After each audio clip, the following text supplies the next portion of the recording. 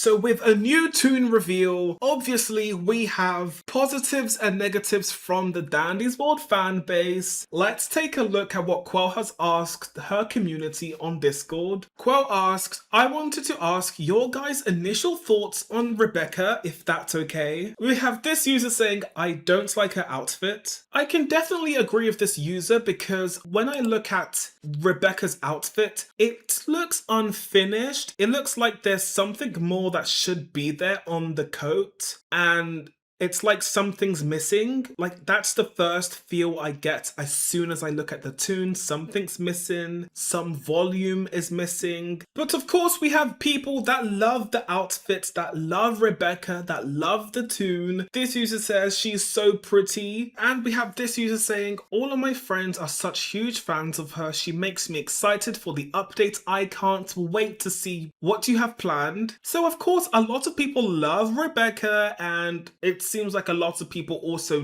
dislike Ribecca. This user comments on Ribecca saying, I like her, although her clothes color palette not so much, but it's okay. Okay is okay, but we want WoW Toons in Dandy's World. The Toons should feel like they belong in Dandy's World, like the Easter Toons and the Christmas Toons, they feel like they belong. And when I look at Ribecca, it doesn't seem like she belongs. This user says something that's completely opposite to what a lot of people are saying. They say, in my opinion, probably one of the best designs you've made. She has more efforts put into her clothes, patterns, and facial design. This user says, I have some feedback. Could you maybe add a nose hole so she looks more like a skeleton, and maybe add some accessories so that we get a better view of her overall style? And if we take a look at Ribecca, it's true she doesn't have a nose. I almost thought those two black dots above her eyes was maybe some sort of nose. I didn't really know what's going on with that. Maybe it's some shading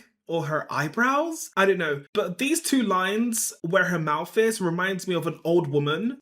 Like old women having wrinkly mouths. That's what it reminds me of. This user says, feels like something is missing on her design, looks a little plain in my opinion. Many people have said that Ribecca looks like Sans from Undertale. And if we compare the two, I mean, they're both skeletons. You can only really draw a skeleton one way, so we can't really say that Quell took any inspiration from Undertale. This user said, I need her to have a sand skin, it would be so funny. Quell actually replied saying, I don't really want to add one unless we get direct permission from someone on the Undertale Deltarune team.